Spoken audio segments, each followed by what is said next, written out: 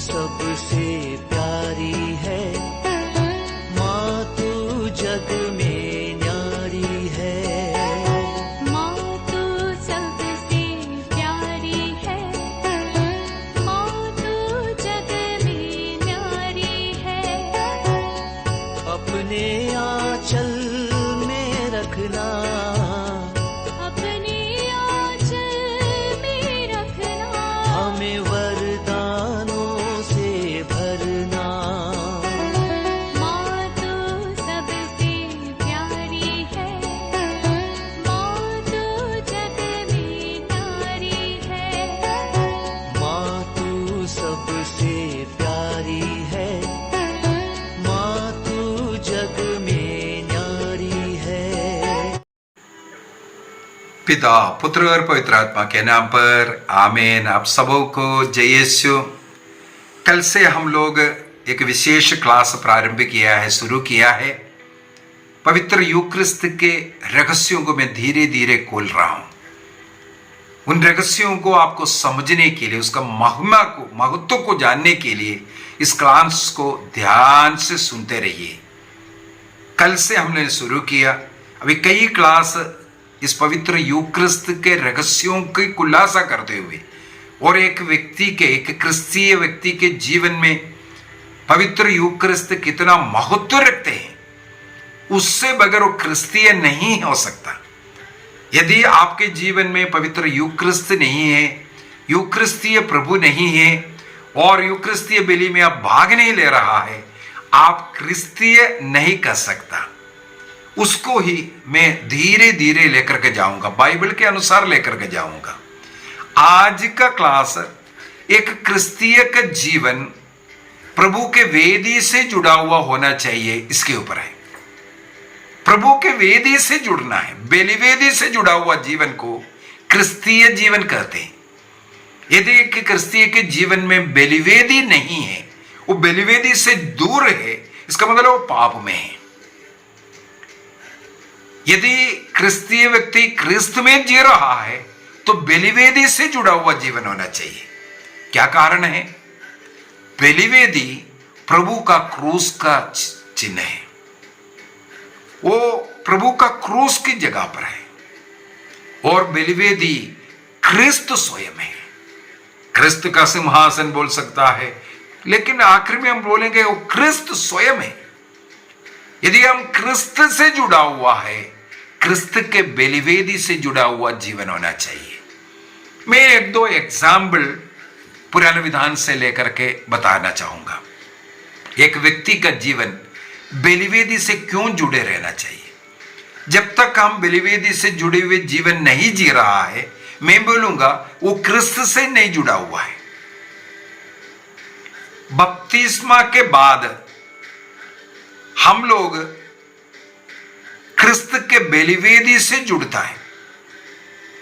पूर्वी कलीसिया में, ईस्टर्न कलीसिया में, एक बच्चे का बपतिस्मा होने के बाद पुरोहित उस बच्चे को उठा करके प्रभु के वेदी में लेकर के रखता है। वेदी में स्पर्श कर, चुंबन दे करके लेकर के दे रहा है। इसका मतलब है बपतिस्मा प्राप्त उस बच्चे को पुरोहित उस वेदी से जोड़ दिया। इसके बाद उस बच्चे का जीवन उस बलिवेदी से जुड़ा हुआ होना चाहिए। अब कब उस बलिवेदी से दूर होगा मालूम है? इसके बाद एक और बार उस व्यक्ति को उठा करके आता है। मृतक जो पेटी में पैक करके लेके आते हैं, मृत्यु के बाद तब भी लोग उठा करके लेके आते हैं। वहां पर चर्च में रख करके उस बलिवेदी से अंतिम विदा लेकर के फिर जाता है कब्र में। देखो, एक बच्चे को जोड़ा बपतिस्मा के द्वारा उस वेदी के साथ, अभी मृत्यु से वहां से अलग कर रहा है। इसका मतलब मृत्यु तक एक व्यक्ति का जीवन प्रभु के बलिवेदी से जुड़ा हुआ होना चाहिए। बलिवेदी क्रिस्त स्वयं है। क्रिस्त से जुड़ा हुआ जीवन अर्थात बलिवेदी से जुड़ा हुआ जीवन है, तभी आप बोल सकेगा हाँ मैं एक क्रिस्ती हूं। इसका मतलब एक क्रिस्तीय के लिए सबसे जरूरी है बेलिवेदी से जुड़ने की। बेलिवेदी से जुड़े बगैर हम एक क्रिस्तीय नहीं कहला सकता। क्यों नहीं? ये बेलिवेदी, मैंने कल के क्लास में भी बोला, सबसे बड़ा प्रार्थना बेली अर्पित करते हुए प्रार्थना होता है। बेली अर्पित करते हुए जो प्रार्थना किया जाता है वो सबसे बड़ी प्रार्थना। हम लोग देख सकते हैं बाइबल के अंदर सबसे पहले एक बेलिवेदी बनाया नूह के द्वारा। उत्पत्ति ग्रंथ उसके अध्याय 8 वाक्य 20 में हम लोग पढ़ते हैं, जल प्रलय के बाद पोत से नूह और उसका परिवार बाहर निकलते हैं। तो नूह ने सबसे पहले यही कार्य किया। वाक्य 20, नूह ने प्रभु के लिए एक वेदी बनाई। देखो, पोत से निकलने के बाद वो जमीन कैसा था? हो सकता है मवेशियां मनुष्य सब पड़कर दुर्गंध होगा, कचरा होगा, क्योंकि कई महीनों तक वहां पानी भरा हुआ था। अब वो पोत से निकलने के बाद उस गंदगी को नहीं देख रहे, वहां का बदबू नहीं देख रहा है। उस जल प्रलय से जिस ईश्वर ने उसे बचाया, उस ईश्वर को धन्यवाद देने के लिए, सबसे बड़ी प्रार्थना करने के लिए नूह ने सबसे पहले एक वेदी बनाई। इसके बाद हम लोग देखते हैं वहां पर सब प्रकार के शुद्ध पशुओं और पक्षियों से कुछ निकल करके वहां होम चढ़ाया। इसका मतलब है धन्यवाद अर्पित करने के लिए सबसे उत्तम तरीका बेली अर्पित करना है। ईसा मसीह ने वही किया। क्रूस पर उस बलिवेदी में अपने को अर्पित करते हुए, अर्पित करने वाला बलि वस्तु और करने वाला पुरोहित दोनों प्रभु ईसा मसीह अपने पिता को बलि अर्पित किया, अपने को अर्पित करते हुए धन्यवाद देने के लिए। यूकरिस्त यूनानी शब्द है, ग्रीक शब्द है, उसका अर्थ ही धन्यवाद, थैंक्स गिविंग, धन्यवाद देना। धन्यवाद देते हुए जो बलि अर्पित कर रहा है वो एक क्रूस बलि, उसका एक प्रतीक यहां पर हमें मिल रहा है। नूह ईश्वर से प्राप्त कृपाओं के लिए धन्यवाद देते हुए नूह और उसका परिवार ईश्वर के लिए बलिवेदी बनाया। इसका मतलब नूह और परिवार इसके बाद इस बलिवेदी से जुड़ा हुआ जीवन, धन्यवाद का जीवन जीना शुरू किया। इसके बाद हम लोग अब्राहम का जीवन भी ले सकता है। हमें मालूम है उत्पत्ति ग्रंथ अध्याय 12 के अंदर अब्राहम का बुलावा के विषय में लिखा हुआ है। ईश्वर ने उन्हें बुलाया, कुछ वादाएं दिया, ईश्वर के वचन को सुन करके वो वहां से निकल पड़ते हैं। ईश्वर ने कहा जिस देश में दिखाऊंगा वहां जाओ, वहां रहने के लिए। तो इस प्रकार वे लोग कनान गए। उत्पत्ति ग्रंथ अध्याय 12 वाक्य 6 में लिखा है, वे कनान देश चले गए। वहां पहुंचकर अब्राम ने सिक्केम नगर तक, मोरे के बलूत तक उस देश को पार किया। उस समय पर कनानी लोग वहां रहते थे। वहां पर ईश्वर ने उन्हें दर्शन दिया। इसके बाद क्या लिखा है? अब्राम ने वहां प्रभु के लिए, जिसने उससे दर्शन दिए थे, एक वेदी बनाई। अब्राहम कनान देश पहुंच करके प्रभु के लिए एक वेदी बनाई। किस लिए? यहां तक पता नहीं कितना महीना, कितना साल लगा होगा उन लोग चल करके वहां आए। वहां तक उन्हें लेकर के आने वाले, उस कनान देश उन्हें दिखाने वाले, उस देश देने वाले उस ईश्वर को धन्यवाद अर्पित करने के लिए अब्राहम ने वहां पर एक वेदी बनाई। इसका मतलब अब्राहम का जीवन वेदी से जुड़ा हुआ। इसके बाद आगे वाक्य 8 में भी हम लोग पढ़ते हैं। इसके बाद वो थोड़ा सा और आगे बढ़ते हैं। उसने वहां प्रभु के लिए वहां पर भी एक वेदी बनाई। और प्रभु का नाम लेकर के वहां प्रार्थना किया। ऐसा प्रार्थना नहीं किया, वेदी से जुड़ा हुआ प्रार्थना अब्राहम ने किया। हमारे पूर्व पिता अब्राहम एक मनुष्य को बलिवेदी से जुड़े रहने का जरूरत को दिखाता है। ये एक हमारे लिए एक झलक है। ये इसके द्वारा अब्राहम का जीवन हमें मिला है, वेदी से जुड़ा हुआ, वेदी से जुड़ करके प्रार्थना करने वाला एक अब्राहम को हम यहां पर पाते हैं। खत्म नहीं हुआ अब्राहम, इसके बाद आगे बढ़ते हैं। अध्याय 13 में हम लोग आखिरी वचन में जाते हैं। उसके वाक्य 9 में भी हमें मिलेगा, वहां पर एक वेदी बनाई, वहां और पहुंचा था। वाक्य 18 में जाकर के, उत्पत्ति ग्रंथ अध्याय 13 का वाक्य 18 में जाकर के हम लोग पढ़ते हैं, जहां पर फाइनल सेटल अब्राहम किया था। उस जगह अब्राहम अपना तंबू उखाड़ कर हेब्रोन में मामरे के बलूत के पास बस गया।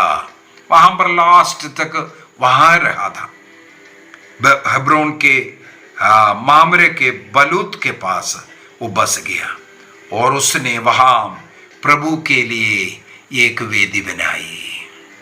इसका मतलब जहां कहीं भी अब्राहम गए वहां पर ईश्वर के लिए एक वेदी बनाई।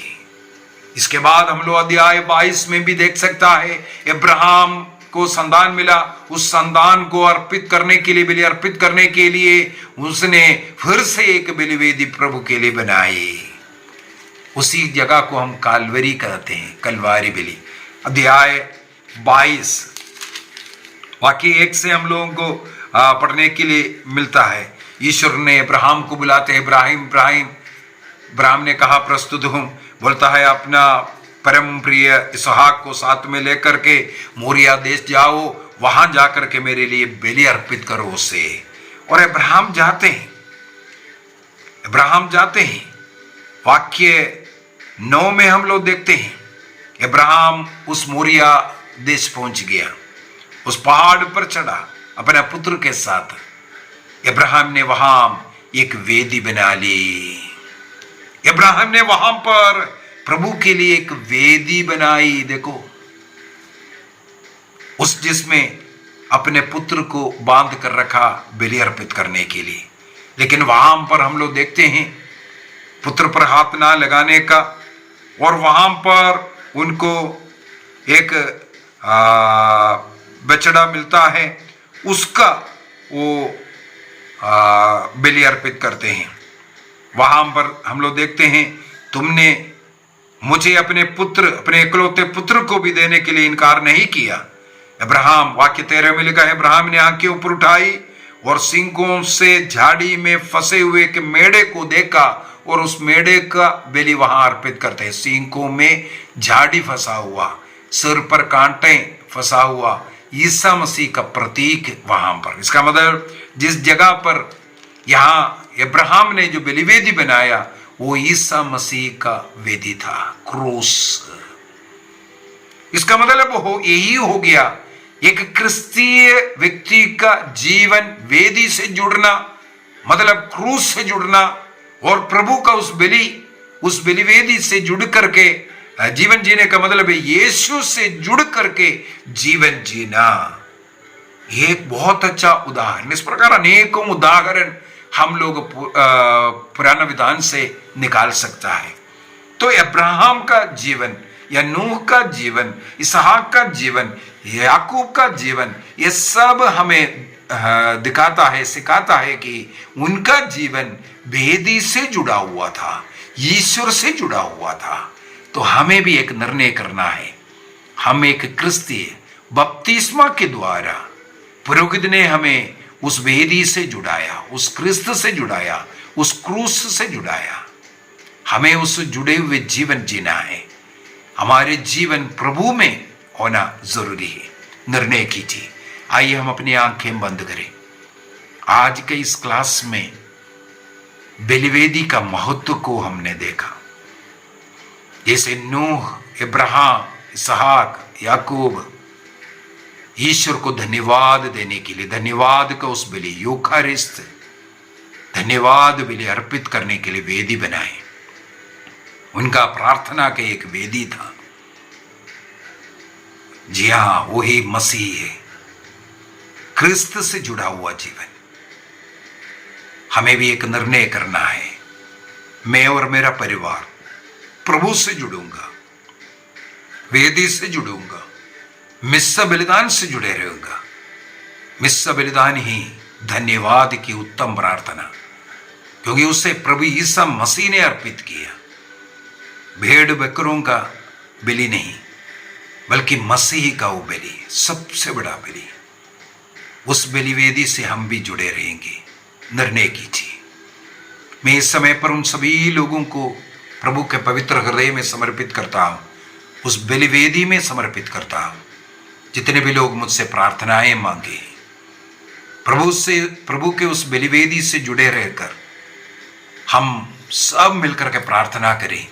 जितने भी रोगी हैं उन्हें चंगाई मिले, हृदय रोगी, कैंसर रोगी, शारीरिक मानसिक पीड़ाएं सहने वाले, एड्स के बीमार, नशे के गुलाम, उनसे मुक्ति मिले। पढ़ने वाले बच्चों को बुद्धि मिले, ज्ञान मिले, सफलता मिले, बेरोजगारों को नौकरी मिले, अविवाहितों को जीवन साथी मिले, निसंतानों को संतान मिले, नशे के बंधनों से, पाप के बंधनों से, वासना के बंधनों से लोगों को मुक्ति मिले। प्रभु के वेदी से जुड़ने वालों को पाप से मुक्ति मिलता है। हमें पाप से दूर रहकर प्रभु से जुड़ना है। निर्णय कीजिए, मैं और मेरा परिवार प्रभु के वेदी से जुड़े रहेंगे। निर्णय कीजिए। आप सबों को प्रभु का अनुग्रह आशीष मिले। पिता, पुत्र और पवित्र आत्मा के नाम पर आमीन। आप सबों को जय यीशु।